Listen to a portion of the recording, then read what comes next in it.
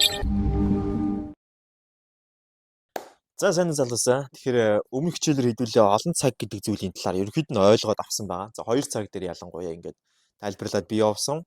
Тийм болохоор тэрнтэйгээ холбоод 2 цаг дээр тайлбарлсан үйл явцаа буцаагаад 2 цагийн бүтц рүүгээ шилжүүлээд явъя гэж бодлоо.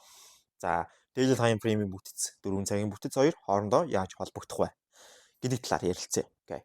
За бид нар бүтэц гэхээр мэдж байгаа internal болсон swing structure гэдэг бүтцүүд болоод байгаад байгаа гэдгийг бид нар мэдж байгаа. Мөн энэ бүтц маань өөрөө fractal буюу одоо олон давтагдах байдлаар явагддаг гэдгийг мэдж байгаа. Окей. За тэгвэл одоо энэ бүтцийг одоо swing болон internal бүтцүүдийг нэг цаг дээр хараад явдаг тийм. Тэгвэл олон цаг дээр одоо яаж харах юм бэ? Олон цаг дээр харахад биднэрт swing internal бүтцийг дахиад daily time frame swing internal-ыг 4 цагийн swing internal-тай холбоход арай илүү мэдлэг хэрэгтэй учраас тэрийг одоо ярихгүй. Одоо юу ярих вэ гэх юм бол daily time frame-ийн бүтэц 4 цагийн бүтэц хоёр байгаа. Тэр хоёрын swing бүтцүүдийг хооронд нь хэрхэн холбох юм? Зөвхөн swing-ийг ямар ч internal байхгүйгээр зөвхөн swing-ийг яаж холбох? Тэгэхээр daily time frame-ийн swing бүтэц буюу daily time frame-ийн тренд байгаа. 4 цагийн swing бүтэц буюу 4 цагийн тренд байгаа. Энэ хоёр хоорондоо яаж холбогддог вэ? Тэгэхээр том цагийн бүтцийг нь major structure, жижиг цагийн бүтцийг нь minor structure гэж ярьдаг. Нэгийг нь том цагийнх, нөгөөх нь жижиг цагийнх гэж цээжлэхэд болно. Нэг нь бол гол бүтэц, нэг нь туслах бүтэц гэж явж болно. Юу ч болно. Ер нь бол major, minor гэдгээр нь ч явцсан болно. Окей. За тэгэхээр энийг шууд хэдүүлээд хэлсэн дээр харъя. За тэгэхээр том цагийн бүтэц гэдэг маань ерөнхийдөө би яг том цагийн бүтэц гэдэг дээр daily-г ашиглачээ. За day time frame-ийг ашиглачээ. Жижиг цагийн бүтэц гэдэг дээрээ 4 цагийг ашиглачээ. 4 цаг. Окей. За тэгэхээр том цагийн бүтэцээр би одоо заавал ингээл яг энийг бол хийцэн л дээр байх л да. Ингээд тренд тодорхойлох хэрэгтэй болно. Том цаг ерөнхийдөө яаж явж байгааг гэхээр нэг иймэрхүү байдалтай явж байгаа тийм ээ. Окей. За энийг үгүй ингэхгүй маань. Ингэх юм бол та нар ойлгохгүй болчихно. Одоохондоо. Сая яг миний зурсан зурган дээр одоо ингээд daily-гийн internal бүтцүүд хамт яваад байна шүү дээ, тийм. Daily-гийн internal бүтцүүд хамт явж байгаа тохиолдолд 4 цаг руу задлахаар энэ бол асар их ажил болно. За яг ингэ явчих. Окей. Гэхдээ бид нар зөвхөн swing-ийг харна, internal-ыг бүр үл тоон гэсэн үг заяа. За тэгэхээр одоо эхлээд трендээ тодорхойлъё том цаг дээр.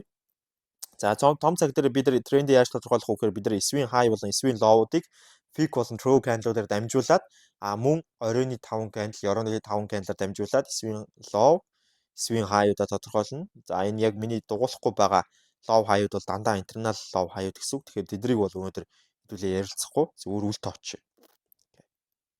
За инглээ. Maybe энэ жоохон өндөрт байсан дээр баха. Толгой эргүүлэхгүй үүднээс жоохон өндөрт байршуулад жоохон өндөрт байршуулж. Окей. За бид нар тэгэхээр трендээ тодорхойлоход бид нар бол трендийнхаа бүтцийг харна. За эхлээд трендийнхаа оройнуудыг тодорхойлчихно, орой яроолуудыг тодорхойлчихно. Тэ орой яроолууд яг жинхэнэ орой яроолуудаа тодорхойлчихно. Дараа нь трендийнхаа бүтцийг харна. High, higher high, higher high. Low, higher low, higher low гэх тэ. Окей, боломжит higher low. Энэ бол higher low болоогүй шүү дээ одоогор. Окей. За тэгэхээр бидэрт ямар тренд байна? Бидэрт uptrend байна. За daily time frame дээр бидэрт маш гоё uptrend-ийн хөдөлгөөн байна. За окей, ингээд. Энэ бол daily time frame-ийн бүтцэн гэж ойлгож болно гэсэн үг тийм. За daily time frame-ийн бүтцээ day гэдэг үгнийхаа d-ийг нь тавьчих. За тэгвэл одоо day-ийн бүтэц дотор байгаа 4 цагийн бүтцийг харъя. За day-ийн бүтцийг задлаад үзвэл 4 цагийн бүтэц дотор нь ямар байгаа вэ гэх юм бол нэг ийм байгаа. Инглээ.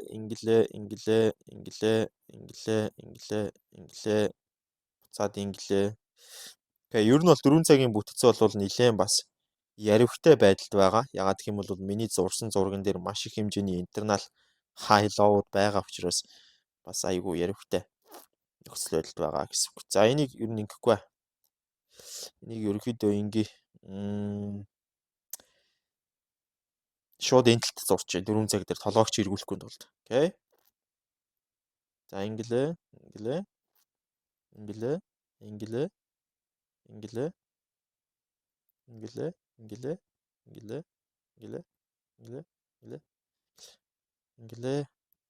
За би яг одоо daily-тэйгээ ер нь яг хавсарсан байдалтай зурах гэж үзэж байгаа учраас нэлээд жоохон хугацаа авахаар харагдаж байна. Окей.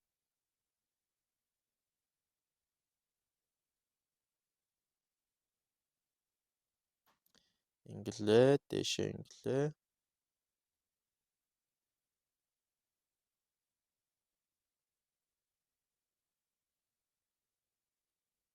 За энэ хэсгээс тасалчээ. Угаасаа тийм их одоо юм зураадах шаардлага бидэнд одоохондоо байхгүй. Окей. За. За тэгэхээр одоо баруун талд бидний 4 цагийн бүгдэд харагдаж байна. За 4 цаг дээрээ одоо бид нэр төвлөрөөд ажиллая. Daily дээр бол бид нар ерөнхийдөө swing-гээ тодорхойлцсон. Одоо 4 цаг дээр бид нар swing-гээ тодорхойлъё л доо. За 4 цагийн swing trend-ийг тодорхойлоход мэдээж бид нар бол одоо адилхан л daily дээр хийсэн зүйлээ хийн тэр нь юу вэ гэх юм бол орой болон ёроолуудаа олно. За мэдээж ёроол энд байна, орой энд байна те. За энийг ингэж дугуулахгүйгээр явчих. Зүгээр шууд цэглээ явчих. За ёроол энд байсан, орой энд байсан. Тэ орой ёроол, орой ёроол, орой ёроол гээд орой ёроол, орой гээд. Тэгээд доошо буусан. За энэ дээр бол үндсэн хөдөлгөөн маань ингээд оройтой, ингээд ёроолтой, ингээд оройтой, ингээд ёроолтой, ингээд оройтой, ёроолтой, оройтой, ёроолтой гэх тэ. Оройтой, ёроолтой, оройтой, ёроолтой, оройтой, ёроолтой. Тэнгүүтлээ энд нэг юм жижиг интернал байсан гэж бодъё. Тэгээд тэрийг хайчээ тэ. За тэгээд ингээд ингээд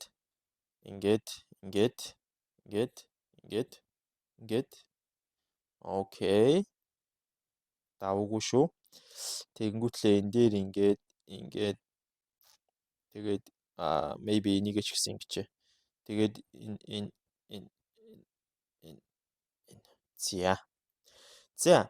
Одоо энэ дээр бид нэр тренд тодорхойлъё. За бид нар одоо үндсэндээ бол 4 цаг дээрээ бид нар тренд тодорхойлох хэрэгтэй. Тэгэхээр 4 цагийнхаа орой болон ёроолуудыг бүгдийг хооронд нь холбъё.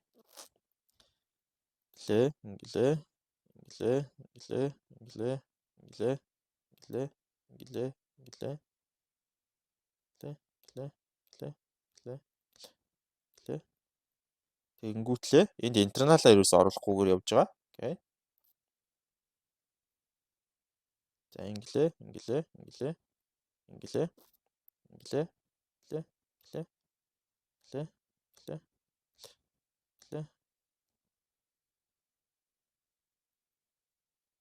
Инглээ. За. Одоо энийгээ хэдүүлээ өнгийг нь maybe шар болгочих. За тэгээ шар болгосныгоо дээш нь тавьчих. За 4 цаг. За тэгэхээр хэдүүлээ сая юу хийвэ гэх юм бол daily болон 4 цагийн хоёулынгийнх нь swing structure гэдэг зөвхөн swing-ийг нь интерналыг бүр ингээд тоохгүй байлаа шүү дээ. Сая зүгээр интернал high low-ыг бол огт тэмдэглэхгүйгээр зөвхөн swing-ийг нь тодорхойлоод гаргаад ирлээ. Тэгэхээр swing бүтцээ тодорхойлоод дээр тавьсан байгаа. За ер нь бол одоо ингээд swing бүтээс тодорхойлохдоо яасан өөр харагдаж байгааг бүгдээрээ харж байна. Тэгэхээр трендээ зөв тодорхойлж байгаа хүний хувьд бол тренд бол илүү бас цэвэрхэн харагддаг гэдэг нь харагдаж байна. Окей. За одоо хэдүүлээ энэ хоёрыг хооронд нь зэрэгцүүлээд тавиад үзье. За daily-гээ тавилаа. 4 цагаа тавилаа. За daily-г бол жоохон томсгох хэрэгтэй. Ягаад тэгэхээр 4 цагийг би бол нөгөө хитрхи том зурцсан учраас. За ингээд оройнуудыг нь яг ижил газар тавина. За ёроолуудыг нь мөн яг ижил газар тавина. Окей. Ягаад гэвэл эн чинь яг ижилхэн ханшин дээр л явж байгаа хөдөлгөөн шүү дээ. За ингэчлээ. Одоо юу харагдаж байна вэ? Одоо бидний нөгөө нэг яриад байсан multi time frame буюу 2 цагийн хамаарал. За олон цагийн хамаарал гэж яриад байгаа. 2 ба түүнээс дээш цагийн хамаарлыг ярьдаг гэдэг. Тэгээ 2 цагийн хамаарал маань харагдаж байна л да. Одоо энэ дээр бол зөвхөн 2 цагийн зөвхөн swing бүтцийн хамаарал харагдаж байна гэсэн. Бид нар бол өмнөх одоо энэ зургийг ингээ харах юм бол swing-ч байгаа, internal-ч байгаа. Daily дээр ч тэр 4 цаг дээр ч тэр. Гэхдээ бид нар ерөнхий одоо daily-гийн swing-үүдийг авсан, internal-ыг аваагүй. 4 цагийн swing-үүдийг авсан, internal-ыг бас л аваагүй. Яагаад аваагүй вэ? Яагаад аваагүй вэ гэх юм бол одоо бид нар зөвхөн swing-үүдийг хооронд холбоно. Internal-уудыг давхар ингээ хооронд холбоод бол бүр толгой бүр ингээд бүр амар өвдөн, амар хэцүү санагдана. Тийм учраас одоо зөвхөн swing-үүдийг холбоё. Окей. За тэгэхээр зөвхөн swing-үүдийг ингээ холбоод тавьсан чинь юу харагдаж байна гэсэн чинь daily time frame-ийн uptrend-ийн дотор чинь 4 цагийн up болон down трендүүд яваад байгааг харагдаж байна.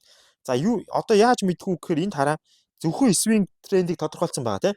Зөвхөн swing трендийг тодорхойлсон гэсэн чинь 4 цаг энд ингээд up гэж явж ирсэн. Энд ингээд down тренд яваад, энд ингээд up тренд яваад, энд ингээд буцаа down тренд яваад, энд буцаад up трендийн хөдөлгөөн яваад, энд буцаа down трендийн хөдөлгөөн болсон байгаа байхгүй. Тэгэхээр энэнгөөр юу мэдэж болж байна гэхээр 2хан цаг штэ 2хан цаг. Гэхдээ том цагийнхаа дотор жижиг цаг нь багтаад жижиг цаг нь том цагийг бүтээгээд яваад байгаа. Энэ юу гэсэн үг вэ? Daily time frame-ийн swing uptrend-ийн дотор 4 цагийн яаж ийн ап болон даун трендүүд багтаад явж байна тийм үү? Маш олон. За энд одоо ингээ харах юм бол нэг ап, нэг даун, нэг ап, нэг даун, нэг ап, нэг даун. Нийтдээ яаж ийн 2 ап, 3 ап. Тэгээд 2, 3 даун. 3 ап тренд, 3 даун тренд 4 цагийн 3 ап тренд 3 даун тренд нь daily time frame-ийн нэг ап трендийн дотор багтаад явж байна. Тэгэхээр яалтчгүй daily time frame 4 цагийг агуулж байна тийм үү?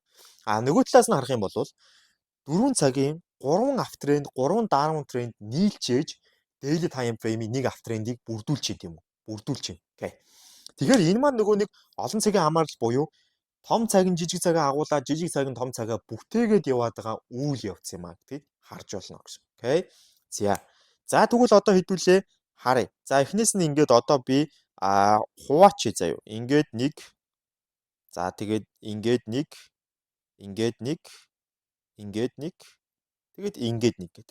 За ерөөдөө бид нэр яах нь шугамнаас урагшаах нэг нэгээр нь яриад явнаа гэсэн үг. За эхний хэсэг. За эхний шугамаа би ярьж байгаа учраас эхний шугамаа би цагаан болгочихъя. За дараагийн удаа ярихгүй гэсэн үг. За эхний хэсэг дээр юу харагдаж байна? За 4 цаг өөрөө uptrendтэй харагдаж байна тийм үү? Uptrend buying zone-тай харагдаж байна. Тэр үед daily time frame юу хийсэн бэ? Daily time frame impulse хийжсэн байна. За эхний хэсэг дээр тэгвэл яах нь 4 цаг uptrend. Тэгэнгүүт day impulse хийжсэн. За түүний дараагийн 2 дахь хэсэг рүү оръё. 2 дахь хэсгийг би бас цагаан болгочихъя. Ярьж байгаа учраас тийм ээ. За 2 дахь хэсэг дээр бол мэдээж биднэрт юу харагдаж байна? 4 цагийн хөдөлгөөн ямар байна? 4 цаг даун трендтэй байна.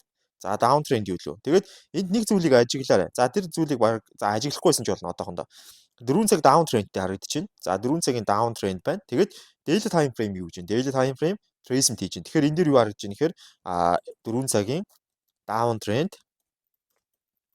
За тэгээд day-ийн tracement хөдөлгөөн харагдаж байна. Tracement. За тэгвэл ийшээ дараагийнх руугаа шилжлээ. За энэ бол 2 дахь хөдөлгөөнийхтэй. За 3 дахь хөдөлгөөнийхийг харъя.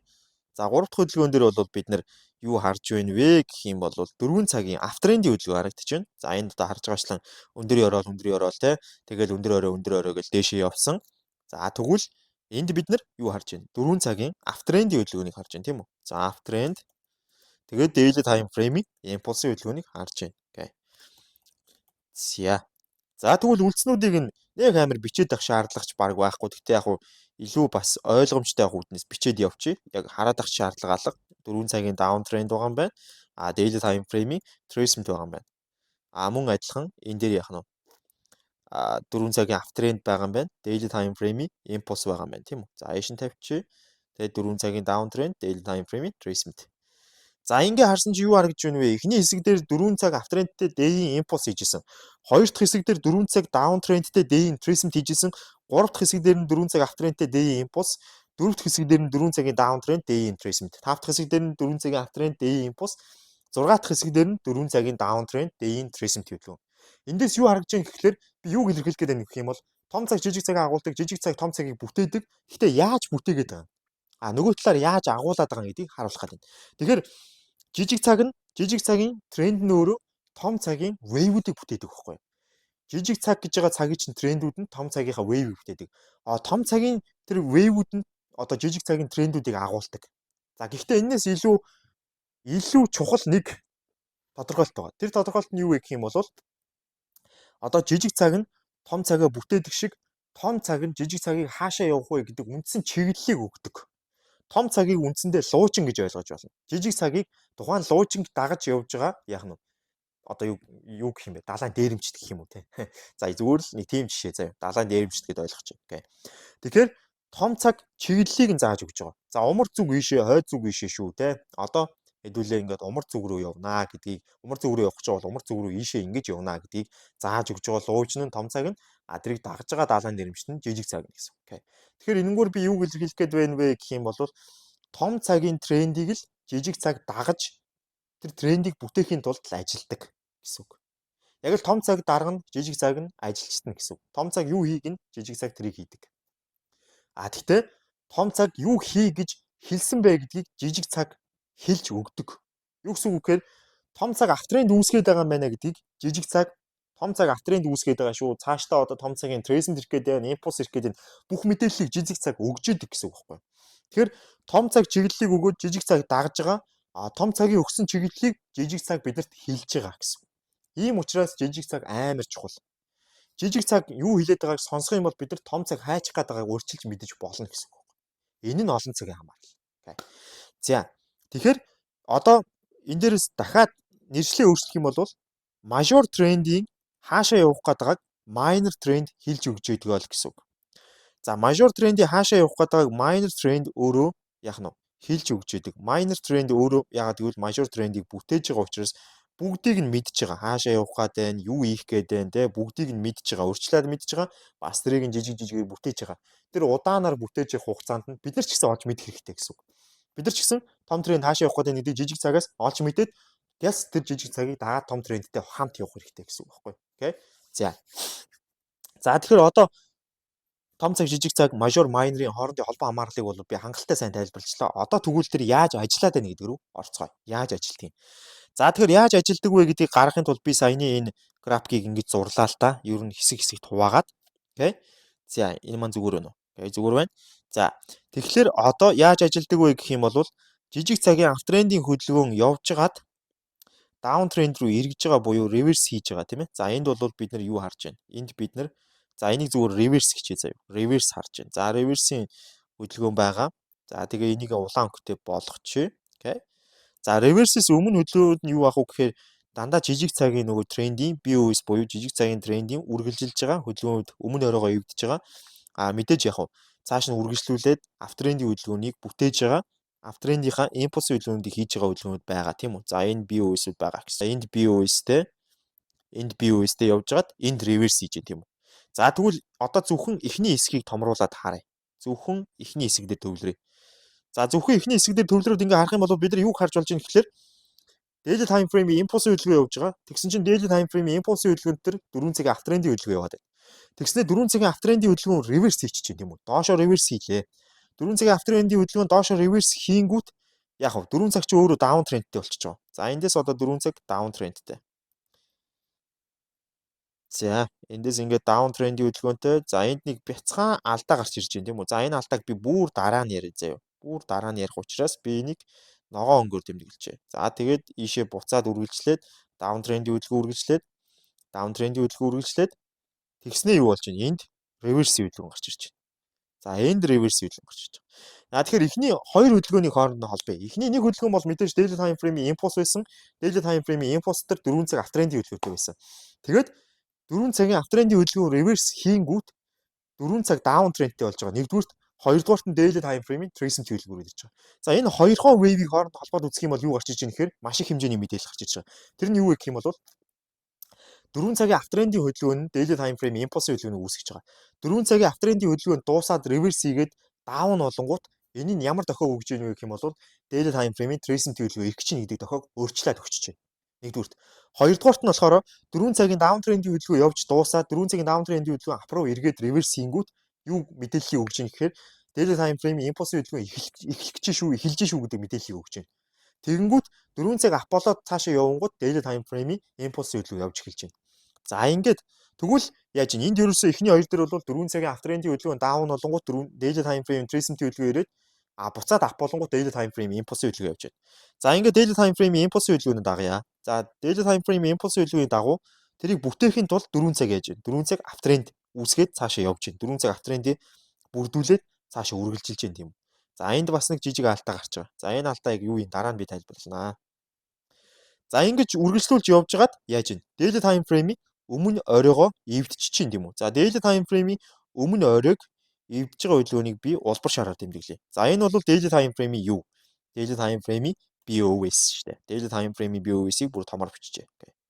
За ийм байдлаар. Тэгвэл одоо энэ гурван хөдөлгөөний хооронд холбоё.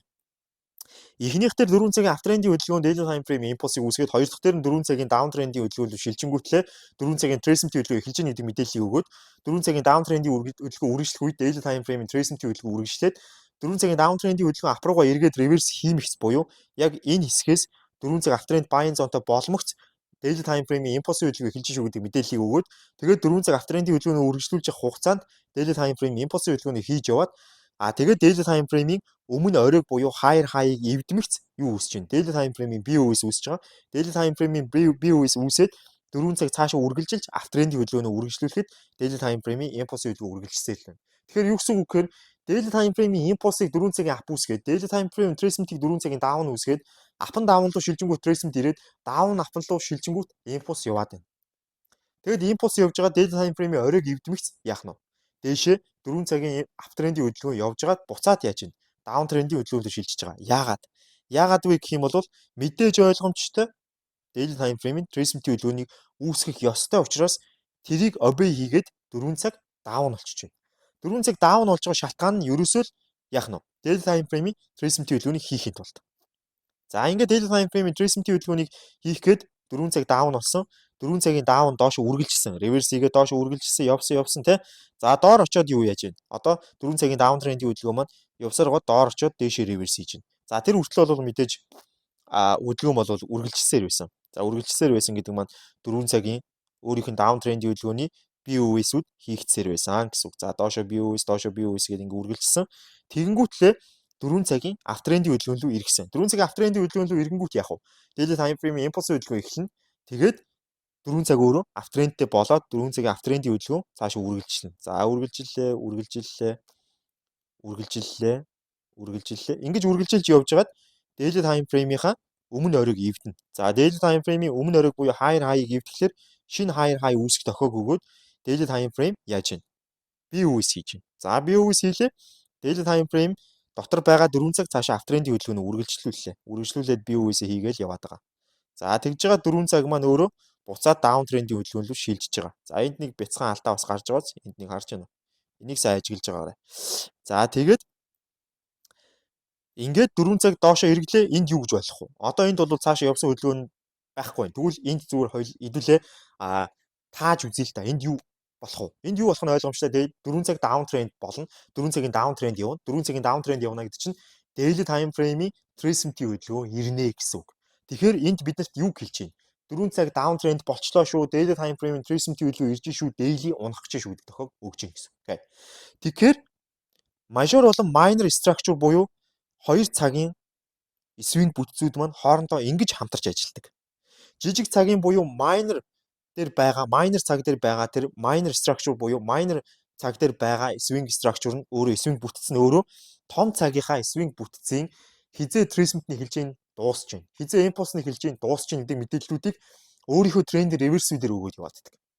Тэгэхээр нэг талаараа жижиг цагийн трендийн реверсүүд нь том цагийнхаа трендийн wave-үүдийн мэдээллийг буюу impulse retracement-ийн эхлэл ба төгсгөлийг хэлж байгаагаас гадна жижиг цагийн трендийн үргэлжлэл нь өөрөө том цагийн импульсийн хөдөлгөөн болон retracement-ийн хөдөлгөөний үргэлжлэлийг илтгэжээдэг. Тэр маань юу гэсэн үг гэхээр жижиг цагийн одоо тренд хэр удаан хугацаанд цаашаа үргэлжлэн гэж хэлж байна. Тэр хэмжээгээр том цагийн трендийн retracement болон импульс тэр хугацаагаараа үргэлжлэн гэдэг утгыг илэрхийлждэг. За жишээ авч үзэх юм бол энд ингээд дээшээ ингээд бие үес хийгээл 4 цаг маань үргэлжлэл яваад ах юм бол daily time frame-ийн retracement үргэлжлэл байна. Реверс хийчих юм бол daily time frame-ийн импульс үргэлжлэл байна тий. Тэгээд 4 цаг реверс хийчих юм бол daily time frame-ийн retracement-ийн хөдөлгөөн хүрээд ирнэ. Бас 4 цаг даун трендтэй болчих тий. За 4 цагийн даун трендийг үргэлжлүүлээвэл daily time frame-ийн retracement-ийн хөдөлгөөн үргэлжлүүлээ гэсэн үг. Тэр 4 цагийн даун трендийн хөдөлгөөн иргэмэгц daily time frame-ийн импульсийн хөдөлгөөн эхэлнэ. Эхлээд 4 цаг хэр удаан хугацаанд аптрендийн хөдөлгөөнөө барина. Тэр хэмжээгээр daily time frame-ийн импульсийн хөдөлгөөн үргэлжилсээр л болно. Daily time frame-ийн retracement-ийн хөдөлгөөн хизээ эхлэх вэ гэхээр 4 цаг даун боллоо daily time frame retracement-ийн хөдөлгөөн эхэлнэ. Daily time frame retracement-ийн хөдөлгөөн эхлээд хэр удаан хугацаанд үргэлжлэх вэ гэхээр 4 цагийн даун трендийн хөдөлгөөн даун трендтэй байгаа тохиолдолд тэр хугацаанд үргэлжилсээр л байх болно. 4 цагийн даун трендийн хөдөлгөөн ап боллоо. Энэ тохиолдолд бид нар юу гэж үзэх вэ гэхээр daily time frame-ийн импульсийн хөдөлгөөн эхлэх гэж байгаа юм байна. Daily time frame-ийн импульсийн хөдөлгөөн эхлээд 4 цаг хэр удаан хугацаанд аптрендийн хөдөлгөөнөө тууштай барьж ийн тэр хугацаанд daily time frame-ийн импульсийн хөдөлгөөн үргэлжилсээр л байх болно гэсэн үг. Окей. Ингэж хоорондоо хамтарч ажилладаг. Тэгэхээр жижиг цагийн буюу minor цагийн маань трендийн reversal нь өөрөө том цагийнхаа wave-үүдийн мэдээллийг retracement impulse-ийн эхлэл болон төгсгөлийн мэдээллийг харин жижиг цагийн буюу тэр minor цагийн өөрийнх нь одоо wave-үүдийнх нь үргэлжилсэн хөдөлгөөн буюу бие үес нөгөө continuation хөдөлгөөн байгаа даа шүү дээ. Трендийнх нь үргэлжилсэн хөдөлгөөн нь өөрөө том цагийнхаа трендийн wave-ийн үргэлжлэх хөдөлгөөнийг илэрхийлж идэг. Үргэлжлэх хугацааг, зайг илэрхийлж идэг гэсэн. Окей? Маш чухал шүү. Маш чухал. Окей. За ийм байгаа. Ингэж хамтарч ажилладаг. Том цаг болон жижиг цагийн wave-үүд, том цаг болон жижиг цагийн одоо swing trend-үүд нь шүү. Swing trend-үүд буюу swing бүтцүүд нь хоорондоо ингэж хамтарч ажилладаг. Энэ бол daily time frame-ийн swing бүтэц, 4 цагийн swing бүтэц хоёрыг хооронд нь холбоо тавихад гарч ирж байгаа асуудал гэсэн. Окей. За хангалттай ойлгомжтой байсан гэж найдаж байна. Тэгээд дүгнэлтээ хэлье. За дүгнэлтийн хувьд бол minor болон major гэж хоёр бүтэц байгаа юм байна. Minor нь бол жижиг цагийн бүтэц нь, major нь том цагийн бүтэц нь. Тэгээд major нь бол том цагийн одоо swing trend, minor нь бол жижиг цагийн swing trend. Энэ хоёрыг хоорондоо холбоод үзэх юм бол minor буюу жижиг цагийн swing trend нь өөрөө major буюу том цагийн swing trend-ийн бүтцийг нь үүсгээд явдаг, буюу wave-үүдийг нь үүсгээд явдаг, трендийг үүсгээд явдаг. Гэхдээ том цаг нь болохоор өөрөө жижиг цагийг удирдах буюу хаашаа явахыг нь чиглүүлдэг. Up trend руу явах юм уу, down trend руу явах юм уу гэдгийг чиглүүлдэг. Тэгээд minor буюу жижиг цагийн бүтц маань өөрөө бүтцийн нь reversal хөдөлгөөн нь өөрөө major цагийн буюу том цагийнхаа одоо бүтцийн trescent-ийн хөдөлгөөний эхлэл мөн төгсгөлийг, impulse хөдөлгөөний эхлэл мөн төгсгөлийг хэлж байдаг. Ийм зүйлсээр хоорондоо холбогддог юм шүү дээ. Ойлгомжтой тийм.